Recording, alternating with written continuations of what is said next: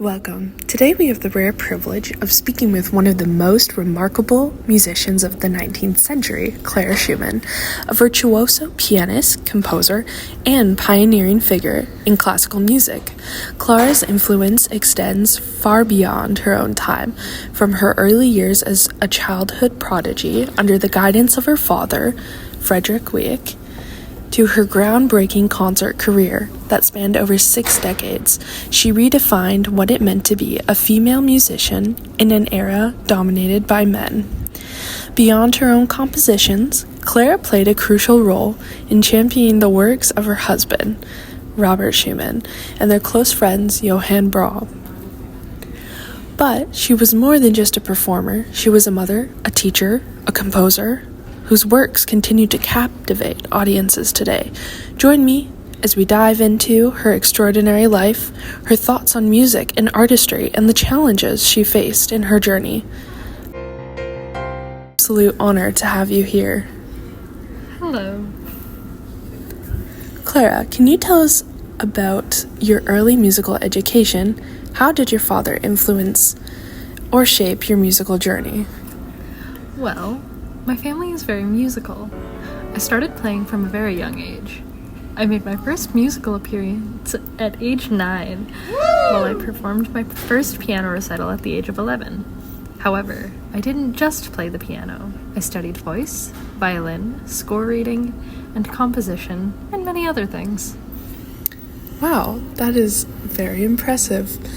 How would you say your father influenced / shaped your musical journey? My father, Friedrich, had a position as a private tutor before getting married and having me. He switched career goals and trained me from a young age. He taught me his skills and managed to train me to become a famous pianist. Interesting. I guess that brings me to the next question. What were some of your most formative experiences as a child prodigy, and how did they shape your career? My earliest experiences shaped me profoundly. From the age of 5, my father fostered my talent with unwavering dedication, pushing me to perform and excel. Frequent performers in front of large audiences helped me develop resilience and confidence. This early exposure not only honed my skills as a pianist, but also instilled in me a deep passion for music, laying the foundation for a lifelong career that intertwined performance and composition. Very interesting. Okay. What inspired you to start composing? And how do you approach the creative process in your works? I was always inspired by the music around me. My early exposure to the works of composers such as Schubert, Chopin, and my husband Robert ignited in me a desire to create. My approach to composition involves a deep emotional connection to music. I often let my feelings guide the writing process. I strive to express the richness of human experience while experimenting with structure and harmony.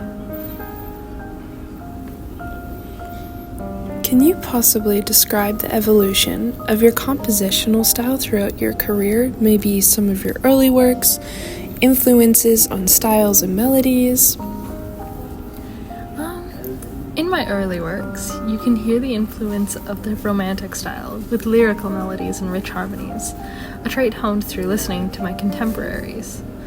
As I grew, my style evolved to incorporate more complex structures and emotional depth, reflecting my personal journey and experiences, especially as I navigated sorrow and joy through life as a mother and artist.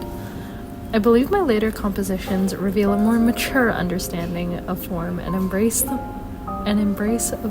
innovation within the Romantic framework. Thank you so much. How did your collaboration with other musicians, particularly your husband Robert Schumann, influence your music? My partnership with Robert was a profound source of inspiration and creativity. His compositions prompted me to think more deeply about the interplay between piano and voice, informing my own works and interpretations. We shared ideas, cultivated each other's musical voices, and I often played his music to perfection, finding my interpretation influenced by our shared emotional landscape. Very interesting.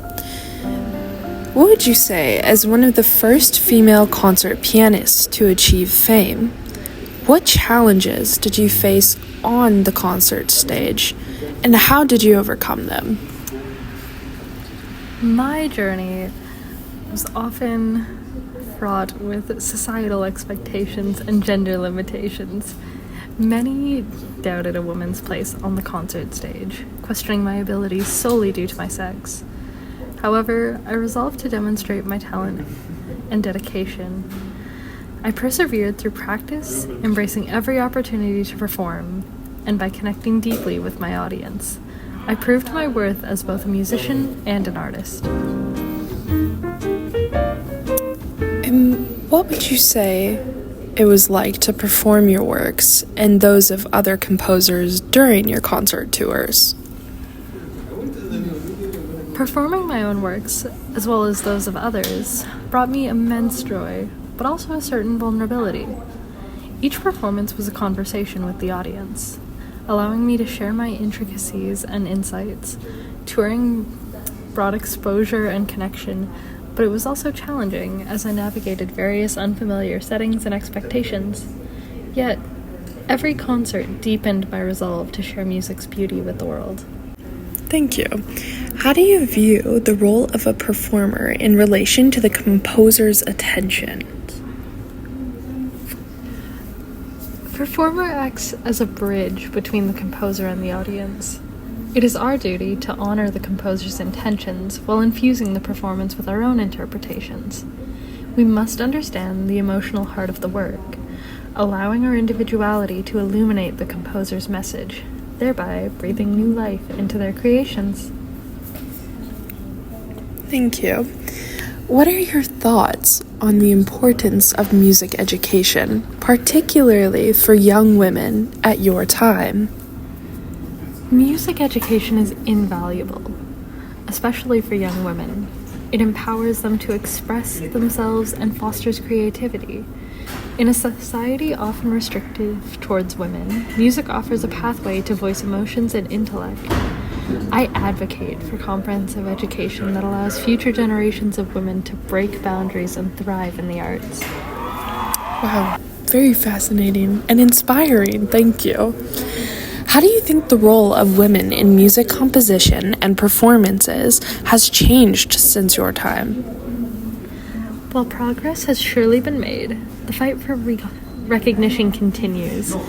More women are emerging as composers and performers today, breaking barriers that were once insurmountable. Yet the landscape is still layered with challenges. I hope that as more women claim their space in music, the industry will continue evolving toward equity and acknowledgement of their contributions. That's great. Clara, I have one special question. What advice would you give to aspiring musicians today, especially women looking to make their mark in the field of music? I would advise them to pursue their passion with unwavering commitment and to embrace their individuality. The path may be fraught with obstacles, but perseverance, authenticity, and the courage to express one's unique voice are vital. Build supportive networks and never shy away from what you love to create. How do you hope your music will be remembered in the future, and what do you think your legacy will be? I hope my music conveys a sense of emotional depth and connection, allowing listeners to experience the joys and sorrows of my life. My legacy, I would wish, is one of empowering future generations to pursue their artistic endeavors, and perhaps I may be remembered as a pioneer who carved a path for women in music. Are there any composers or musicians who have inspired you throughout your life, and how have they influenced your work? Certainly. Beethoven's brilliance instilled a deep respect for compositional structure, while Chopin's lyrical style influenced my romantic sensibilities. Of course, Robert's music has been pivotal to my development as both a pianist and a composer. Each of these figures has enriched my understanding of music's potential for expression and emotion. If you could change one thing about the music world, what would it be and why? I would change the pervasive notions that limit women's opportunities in music. It is vital for the music world to embrace and celebrate diverse voices, ensuring that talent knows no gender. Creating inclusivity could foster a rich tapestry of creativity that truly reflects the world we live in today. Thank you, Clara. Thank you. And with that, we bring our conversation with the incredible Clara Schumann to a close. It has been an absolute privilege to hear her insights on music, performance, and the ever-evolving role of music and women in the arts. Her legacy as a pianist, composer, and educator continues to inspire generations, reminding us of the power of perseverance, passion, and artistic excellence. Clara, thank you so much for sharing and for your time and wisdom with us today. Your contributions to music will forever be cherished. And to our listeners, thank you for joining us on this journey throughout history. Until next time, keep listening, keep learning, and let the music continue to move your soul. Goodbye.